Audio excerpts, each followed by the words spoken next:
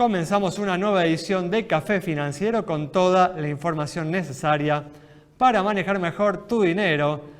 Hoy Yamila Scala nos va a hablar del problema de la inseguridad y las pólizas que existen para protegernos contra ella. Juan Pablo Piceta nos va a brindar información sobre el fuerte crecimiento en el uso del cheque electrónico. También vamos a conocer los préstamos disponibles para estudiantes universitarios y terciarios. Y en el último bloque vamos a conversar con el precandidato a diputado nacional, Martín Tetaz, para continuar interiorizándonos acerca de las propuestas económicas para las próximas elecciones. Abrimos entonces el programa de hoy con información del cheque electrónico, cuyo uso se viene incrementando fuertemente en este 2021, al punto de que ya representa un 40% del total de los montos compensados. Juan, ¿qué tal? ¿Cómo andás? ¿Cómo estás, Ale? Sí, un crecimiento notable, ¿no? Sí, muchísimo. Y bueno, como ocurrió con la pandemia, ¿no? Muchísimas operaciones comerciales se transfirieron directamente a la esfera digital ante la imposibilidad de hacerlo de manera presencial. Y bueno, lo mismo pasó con el cheque electrónico, el e-check. Como decías, el 40% de los montos compensados ya son a través de este tipo de operaciones. Recordemos, ¿no? En 2019 los cheques físicos representaban el 95%. Sí. Y ahora esta alternativa electrónica pasó al 40%. Un crecimiento muy significativo. Muy importante. En junio esta tendencia se duplicó. Pasó de los montos de estos e-checks, pasó de 10.372 millones de pesos a 22.253 millones. Esto fue lo que ocurrió en junio, pero bueno, es una tendencia que viene progresivamente instalándose. Recordemos, el e-check es prácticamente, se le aplica más o menos las mismas normas que el físico. Claro. Pero bueno, sigue siendo una garantía de confiabilidad frente a determinadas operaciones y evitar fraudes y bueno.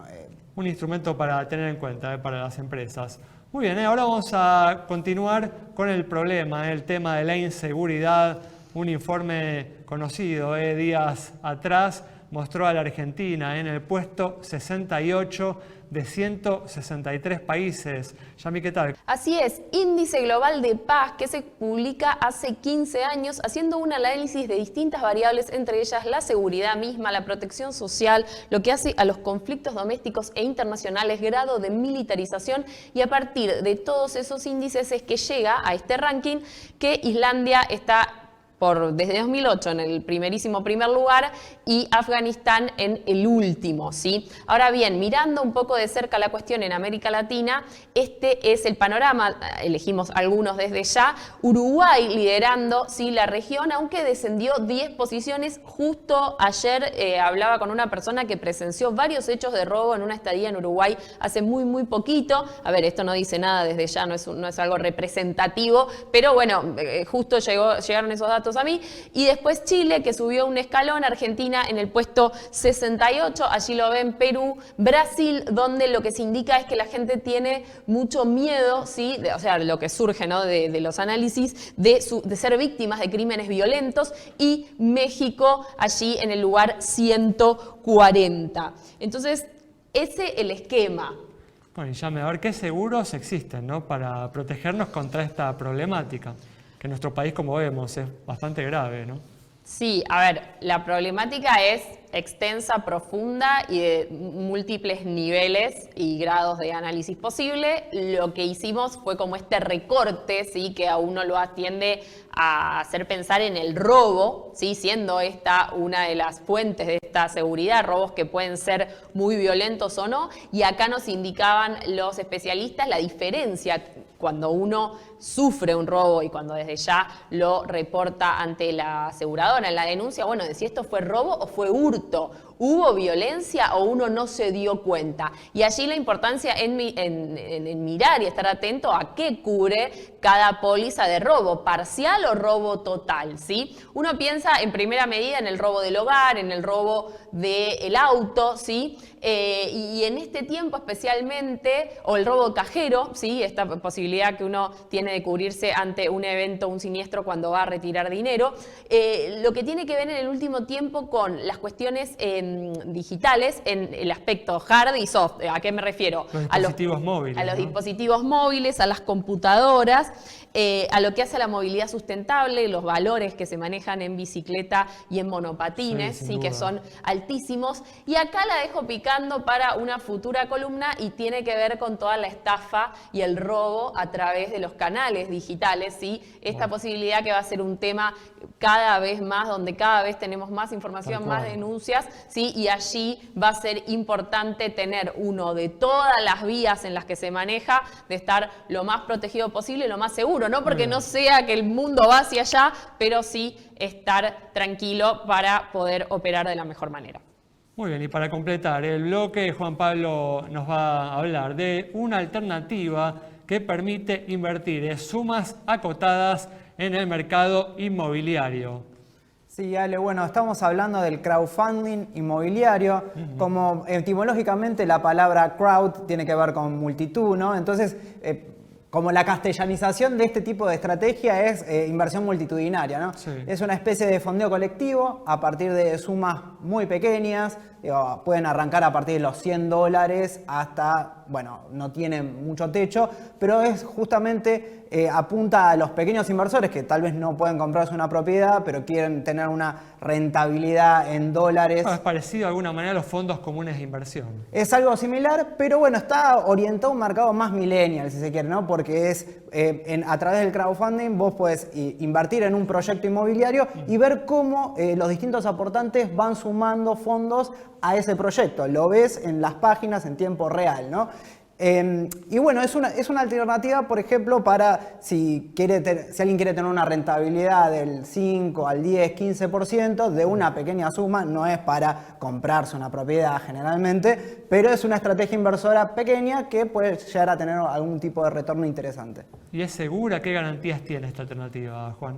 Bueno, como todo tipo de inversión, toda inversión tiene su riesgo. Cualquiera, sea el monto que sea, todos tienen que adentrarse, qué tipo de proyecto es, qué tipo de rentabilidad tiene. Generalmente los mejores proyectos o los más seguros tienen que ver con la rentabilidad fija y sobre todo el riesgo principal que tiene con este tipo de proyectos es que tal vez no finalicen, ¿no? Claro. Entonces estás depositando un dinero, un ahorro que al final no va a tener rentabilidad y te lo van a tener que devolver, ¿no? En alguna medida. Pero bueno, siempre hay que decirlo, hay que asesorarse puntualmente frente a cada proyecto de inversión, ¿no?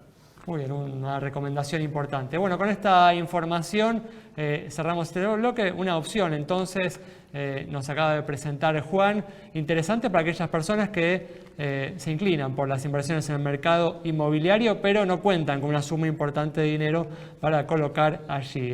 Quédate con nosotros. Al regreso vamos a conocer algunos préstamos que existen para estudiantes universitarios y terciarios.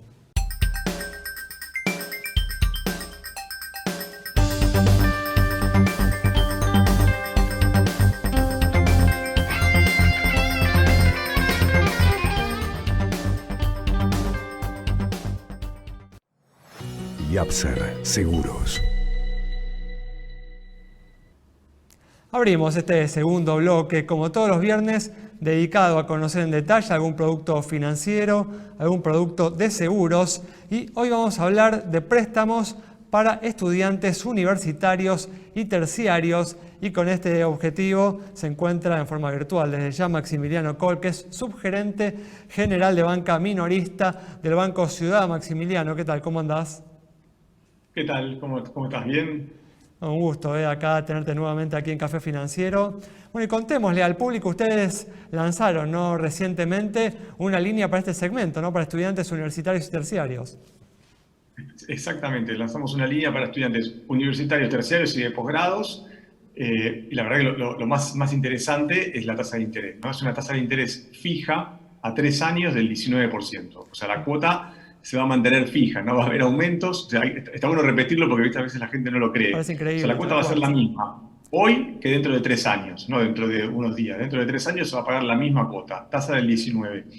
Hay una condición muy importante, obviamente hay que ser estudiante, esa es la primera condición, insisto, de posgrado, universitario, terciario, y la otra condición es no tener una deuda vigente en el sistema financiero en diciembre del 2020. Esas son principalmente las dos condiciones.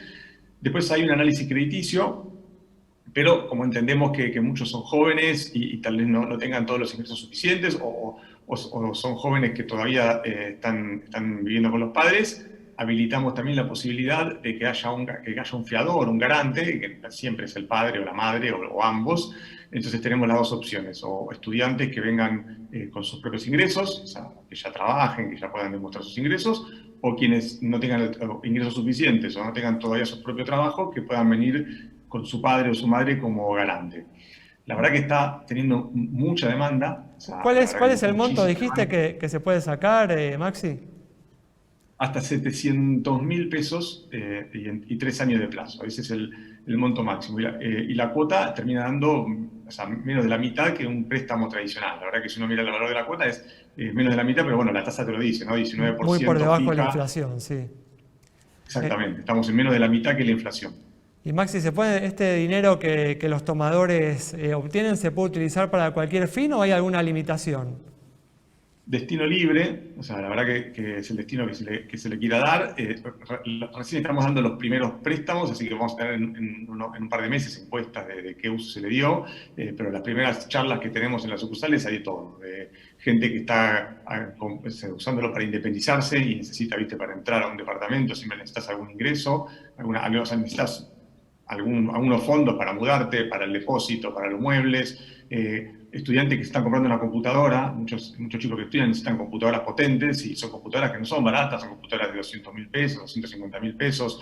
El monto promedio de los primeros préstamos que vemos están alrededor de los 300.000, no están yendo todos al máximo, pero el destino es libre, o sea, se te deposita en una caja de ahorro que es gratuita.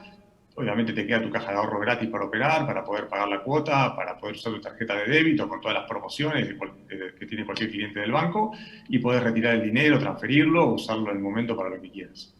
¿Observaron, Maximiliano, que había una necesidad de este tipo? ¿Por qué decidieron no lanzar este crédito en este momento? Bueno, lo que estamos viendo es que, tuvimos un primer trimestre del año con aumento de demanda de crédito. Un segundo trimestre con un poco de parate, que bueno, estuvo acompañado también eso con todo lo que vimos en las variables macro, ¿no? El cierre un poco de las actividades paró un poco la cosa y ya estamos viendo un tercer trimestre con mayor demanda. Entonces, en ese marco estamos lanzando varias líneas. O sea, tenemos también una campaña muy fuerte para pymes, pero vemos que hay como consumos postergados y necesidades y es el momento sentimos que es el momento para crecer en este segmento, que es un segmento obviamente que nos interesa muchísimo. Son clientes que ingresan al banco, que se quedan con nosotros por muchos años y también eso es muy importante para nosotros. Martín, para cerrar, ¿este crédito es solo para estudiantes de la Ciudad de Buenos Aires o también se incluye en otros distritos? Operamos obviamente en la Ciudad de Buenos Aires, AMBA, o sea, el conurbano, y el interior en donde tenemos sucursales. De hecho, tenemos gran demanda en La Plata, en Córdoba, en Salta, en Tucumán y también en Mendoza.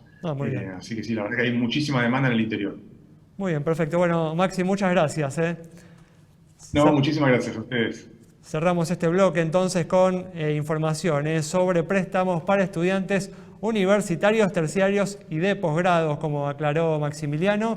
Quédate con nosotros. Al regreso vamos a estar dialogando con el precandidato a diputado nacional, Martín Tetaz.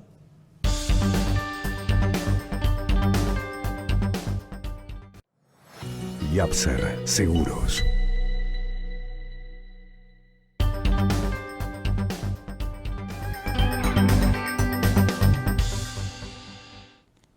Abrimos ya este último bloque y está con nosotros Martín Tetaz, que es precandidato a diputado nacional por Juntos por el Cambio, para conocer las propuestas económicas de cara a las elecciones. Martín, ¿qué tal? ¿Cómo andás? Hola, ¿cómo están?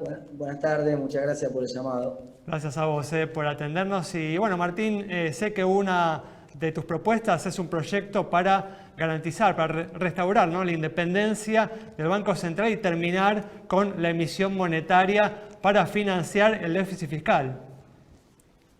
Sí, tal cual, porque cuando vos mirás en Argentina el denominador común del fracaso de Argentina para terminar con la inflación en los distintos gobiernos, es que sistemáticamente el Ejecutivo abusa de su poder sobre el poder que debería ser del Legislativo. En la Constitución argentina está claramente establecido que la política monetaria depende del Congreso. Sin embargo, el presidente, por la Carta Orgánica del Banco Central, nombra a las autoridades del Banco Central y el presidente usa la maquinita de hacer billetes. Este gobierno, sin ir más lejos, lleva casi 3 billones impresos de billetes, entonces obviamente ese dinero es el que explica después que el dólar salga a 180, que la inflación sea 50%, y si uno mira alrededor del mundo, todos los países del mundo terminaron con la inflación independizando el Banco Central, con un Banco Central independiente, y eso es exactamente lo que propongo para Argentina. Una máquina de imprimir billetes, Martín, que en estos últimos 2 meses, en julio y agosto, está funcionando a todo vapor.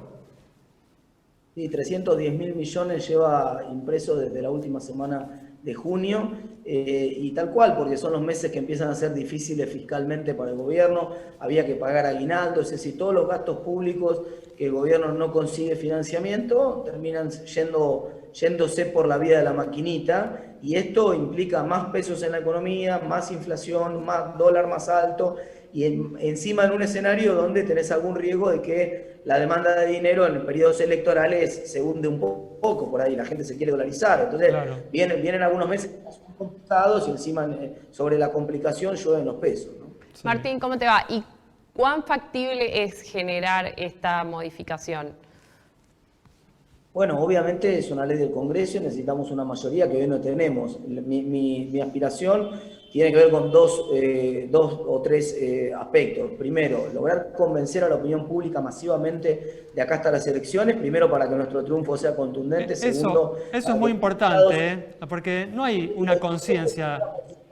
Tiene una posición difícil de oponerse, digamos. Si la opinión pública está convencida del consenso de este proyecto, sea difícil para los legisladores oponerse. Y en segundo lugar, el gobierno fiscalmente viene haciendo un ajuste importante que no se ve por la pandemia, pero en realidad de la peor manera, porque viene ajustando los jubilados, viene ajustando los salarios públicos, pero la realidad es que para el año que viene, cuando haya pasado el efecto de la pandemia, vamos a ver un fisco con menos necesidad de financiamiento monetario, y eso abre una posibilidad para decir, bueno, entonces saquémosle la maquinita a hacer billetes al presidente. Y en tercer lugar, el hecho de que, sobre todo si esto empieza a regir a partir del 2023, nadie sabe quién va a estar en el gobierno, entonces es un incentivo, por ahí nos toca a nosotros gobernar dentro de 2 años, y entonces eso nos estamos autolimitando. El hecho de que empiece a regir a partir del 2023, por ahí sirve como un elemento que permite sumar un consenso más grande en la Cámara, ¿no? Sin duda. Bien, para tratar de entenderlo un poco mejor, hablando de que la opinión pública, ¿no?,